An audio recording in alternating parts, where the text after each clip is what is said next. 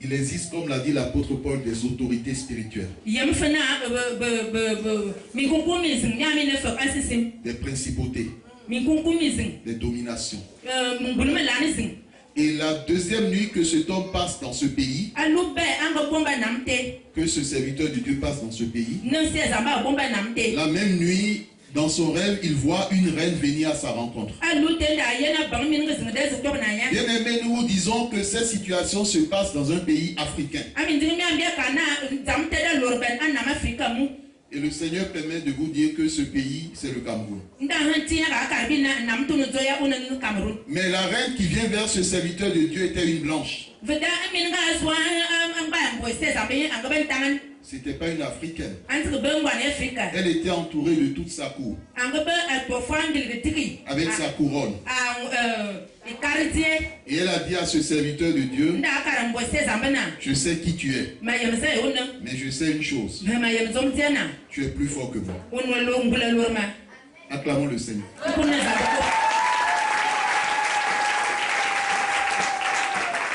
Bien aimé, tu es plus fort que les principautés. Mais quelquefois, nous oublions la puissance que Dieu a déposée dans notre vie. Parce que lorsque tu deviens un enfant de Dieu, je ne sais pas si vous mesurez la portée de cette chose. Enfant de Dieu. Pas enfant des dieux. Enfant de Dieu. De celui qui a créé le ciel et la terre. De celui qui dit et la chose s'accomplit.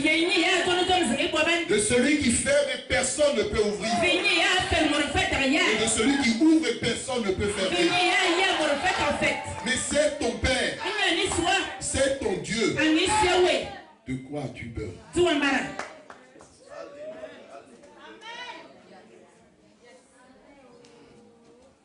Le serviteur de Dieu, quand cette femme lui a dit qui sait qu'il est plus fort qu'elle, la femme a encore ajouté, si elle est venue le voir, c'est pour nouer une alliance avec lui. Et le serviteur de Dieu lui a répondu, il n'y a pas de lien entre la lumière et les ténèbres. Amen. Bien aimé, il n'y a pas de lien entre la lumière et les ténèbres. Tu ne peux pas être dedans et en même temps dehors. Tu ne peux pas servir Dieu et en même temps le diable. Tu ne peux pas demander au serviteur de Dieu de prier pour toi et en même temps aller consulter les marabouts et les guérisseurs. Là, tu as véritablement un problème. Et c'est ce qu'on appelle une crise de foi. Il n'y a pas de lien entre la lumière et les ténèbres. Si tu t'amuses à donner un bout de ton ongle à Satan, il te prendra tout ton corps. Il te prendra toute ta vie. Et le reste, ce serait des larmes. Mais parce que Dieu t'aime, il te permet de comprendre ces choses. Il ne veut pas que tu sois esclave. Parce que si tu es esclave, tu ne peux pas demeurer dans la maison de ton Dieu. Mais si tu es fille et fils, tu demeureras toujours. Amen. Amen. Et quand le serviteur de Dieu a refusé, les semaines qui ont suivi, c'était des combats. Mais grâce soit rendue à Dieu, Jésus-Christ s'est glorifié. Nous avons parlé de cet élève qu'on a rendu malentendant et dont on a volé le cerveau. Bien aimé, il y a aussi la situation d'une sœur en Christ qui avait des difficultés à trouver un mari. Simplement, Parce que le problème venait de la maison de son père.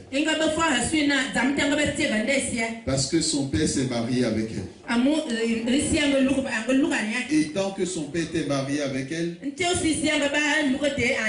elle ne pourrait pas se marier. Lorsqu'une sœur en Christ présente un homme à son père, et son père dit lui ne veut pas entendre parler de mariage, c'est que ce père se reproche quelque chose. Surtout si ce père n'est pas un enfant de Dieu.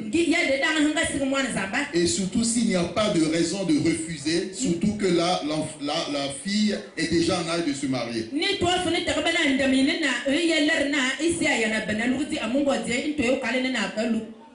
Amen. Amen.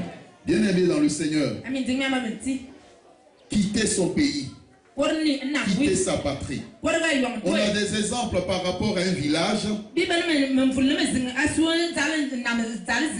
où tant que les habitants de ce village étaient dans cette superficie,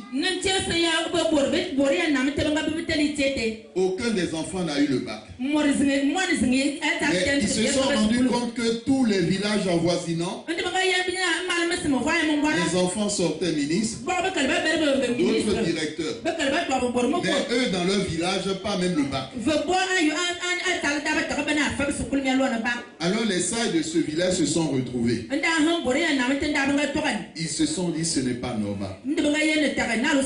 Bien aimé, si les hommes de ce monde voient certaines choses et se disent cela n'est pas normal, à plus forte raison, toi un enfant de Dieu, quand les choses qui se passent dans ta vie ne sont pas conformes à Dieu, tu dois te dire cela n'est pas normal. Tu dois te réveiller. Tu dois te réveiller. Tu dois te réveiller. Tu dois te lever. Et tu dois combattre avec ton Dieu. Ils se sont déplacés, ils ont décidé de quitter cet endroit. Et ils ont construit le village dans une autre superficie. Quand ils se sont installés dans le nouvel emplacement, des années après, il y a eu des ministres. Parmi les enfants qui ont les générations futures, il y a eu des directeurs. Plusieurs enfants avaient le bac. Ce qui veut dire que là où ils étaient, cela a été placé sous la malédiction. Et tant qu'ils restaient là, rien ne pouvait se passer dans la vie de leurs enfants. Bien-aimés dans le Seigneur, lorsque nous sortons du monde, le Seigneur nous enseigne ce matin que nous devons aussi sortir de la maison de notre Père. Tout comme il a dit à Abraham, sors de la maison de ton Père. On entend souvent des chrétiens ou des chrétiens dire, depuis que j'ai reçu Jésus-Christ, rien ne marche dans ma vie. Pourtant, je marche dans la crainte de Dieu. Mais j'ai des problèmes sur le plan matrimonial. J'ai du mal à trouver un mari. J'ai du mal à trouver une femme. J'ai des problèmes financiers. Or, avant, quand j'étais dans le monde, je n'avais pas ces problèmes. J'ai même des difficultés pour trouver du travail. Et depuis que j'ai reçu le Seigneur, il y a cette maladie dans ma vie. Et le Seigneur s'adresse à une sœur en Christ présente ce matin. Ton Dieu veut t'expliquer ceci.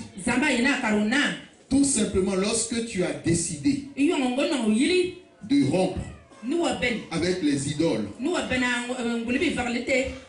de ta maison, de la maison de ton père, c'est que tu n'as pas véritablement rompu. C'est-à-dire,